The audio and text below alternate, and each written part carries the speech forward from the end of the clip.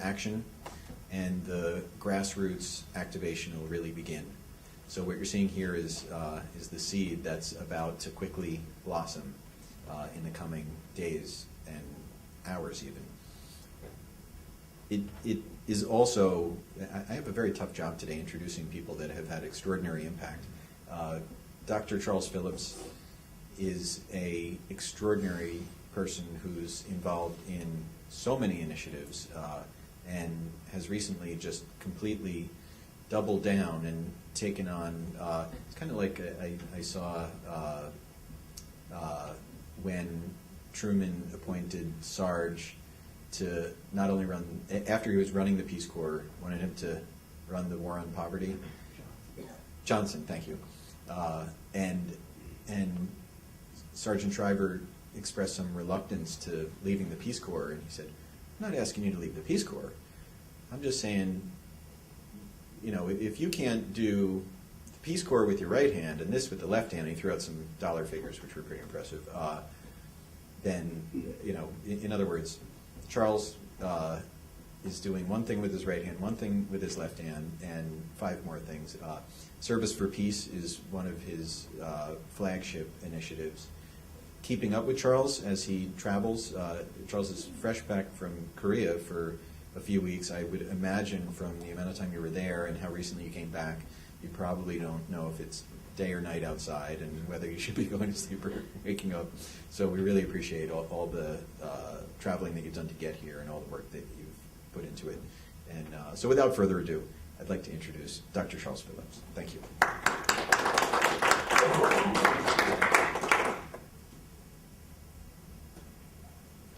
Well, what a morning, huh?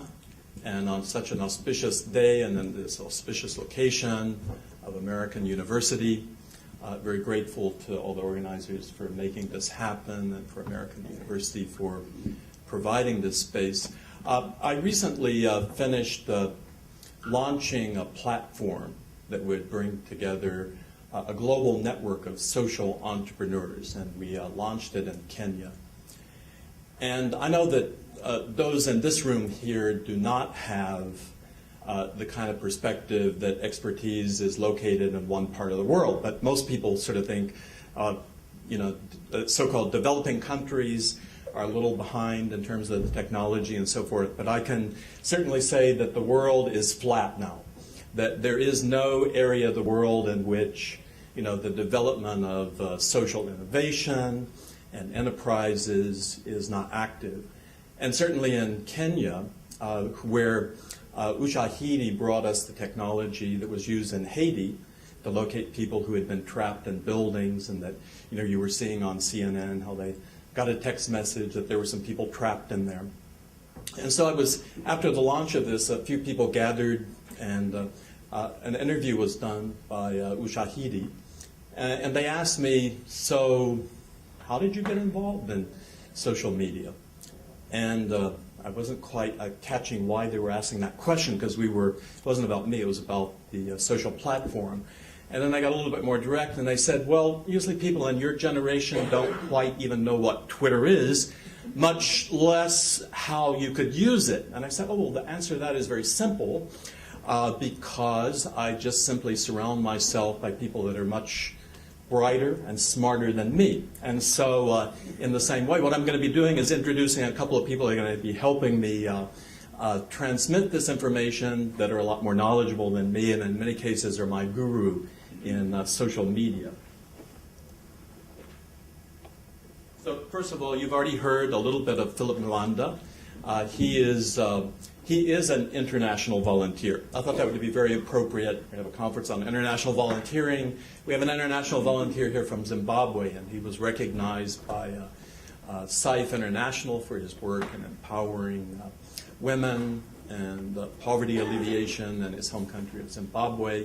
And he's been a tremendous asset for us in this initiative, Global Connect. So I'd like to invite him up here to speak together with us.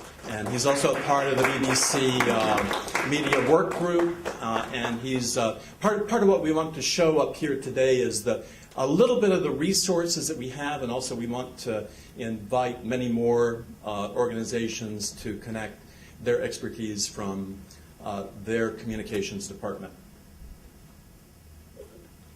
Another person I'd like to invite up is Ashley Bovo. That she's been a core member of our BBC Media Work Group, and she is a communications manager with Cross Cultural Solutions, and has been working with the social media content at CCS, including Facebook and Twitter, and you're going to be hearing directly from her that she especially helped launch, and I'm sure that some of you are familiar with the Your 5 Minutes on Social Media to Create a Revolution, and she's going to be giving a little bit of that to you today. All right. Okay. Thank you. That'll keep me from going back and forth. Steve announced that I was going to be sharing the launch of the campaign. I'm actually sharing one part of it that's focused on the social media aspect. But the point that I want to emphasize is that actually we need a very integrated approach. It's no secret to any of you that are in communications to know that if we send out 100,000 emails today, we will get 10 responses because people are overflooded, right, with emails and with this kind of crowdsourcing event that you can connect to. So it's very important that we have a strategy that interrelates the virtual contact with real-time contact. We've got to reinforce the messages that we're sending out with ways to gather people together and connect with people. We'll be talking about that a little bit later. But we're going to be sharing the social media aspect of it as kind of an infrastructure in which a lot of this communication can go on. But even for those of us that are very familiar with social media, we say, well, it just takes 2 minutes, right, to go on and click the little badge and then you're signed in.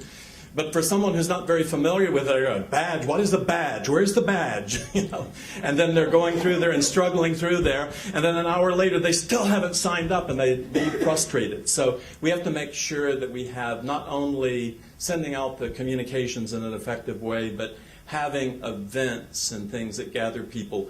Atlas Corp is a great crowdsourcing generator. They've raised like over $300K through social media. I mean, a lot of us know, right, that we need to be in there doing the social media.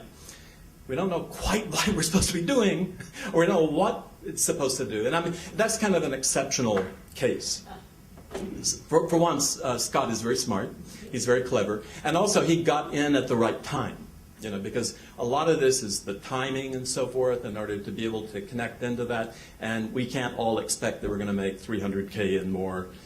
I know that even many of the top nonprofits are not doing anywhere near that in terms of what's happening through social media. But part of what I want to get across in the beginning, and also part of what we've developed here in the PowerPoint is something that we're going to be using in webinar. This is a small group right here, but we're planning to have webinars for the over 300 members of the Building Bridges Coalition that's continually expanding to transmit this information. So one of the first points that we want to convey to our members is why to get involved. Now, we've heard a lot of exciting information of things that are going on and kind of the picture of the greater good, but all of us who are working in organizations know that one of the drawbacks, is how am I going to explain to my board why we're investing our time and our resources on this petition drive or this campaign or so forth.